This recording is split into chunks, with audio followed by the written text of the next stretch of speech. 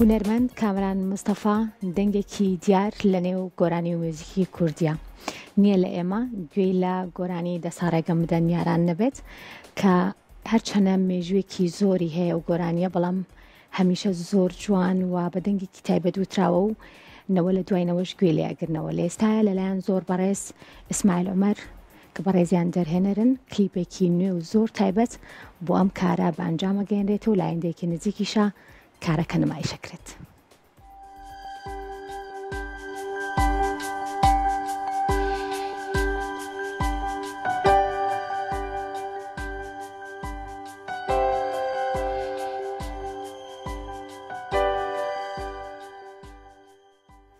کامران مستەفا لەو کەسانەیە کە بە ڕەفیقی خۆمی ئەزانم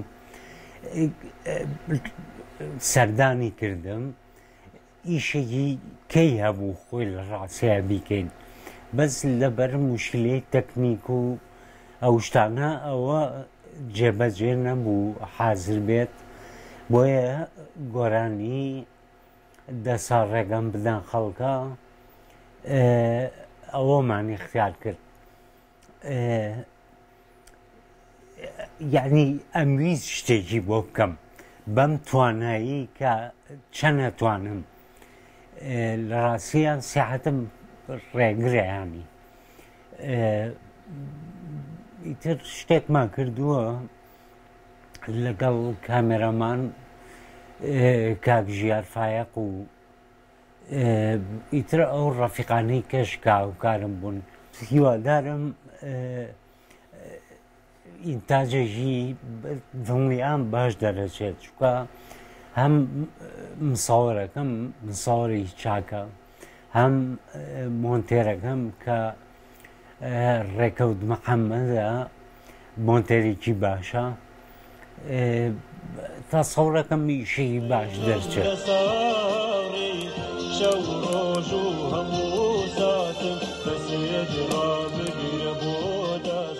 ئەم ئیشەی کاکامەران هاتە پێشەوە حەزم کرد بۆی بکەم، لەبەر ئەوەی بە جۆرێک هەمیشە من حەزەکەم لەگەڵ ئەو کەسانەیە بم کە چۆنەڵی لە چاڵەکەیە تۆ دەستی یەگریت دەری بێنین، نەک ئیمالی کەیت و پاڵی پێوەی با بڕات. من وانیم، یعنی هەمیشە حەزم لەوە بووە کە هاوکاری خەڵکێ بکەم کە پێویستی بە ئەوەیە کە ئیشی بۆ بکرێ. دوایەوە کاکامەران بەڕای خۆم یەکێکە لە دەنگە باشەکان. تر لە ڕاستی هەر لە تەبیعەیە لیپسنەکان و لە بۆ نمونەوە کۆم بەگراوندەی خۆم تابلۆکانی خۆمە، ئەوەش ئیشی خۆمە کردومە، هەنێکی لێرێ و هەنێکی لە دەرەوە و ئیتر هیوادارم شتێکی باش بکەین بێت.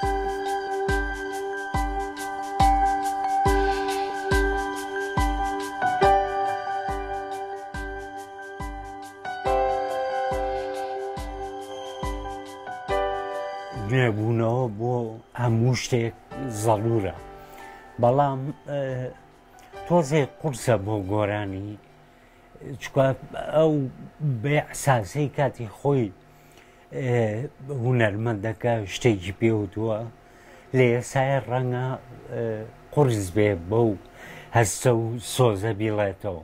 حتمما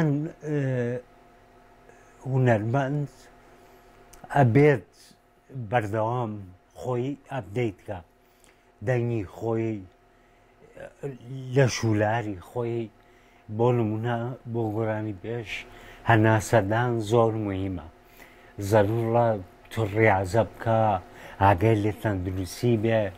هیوادارم باش دەرچێت.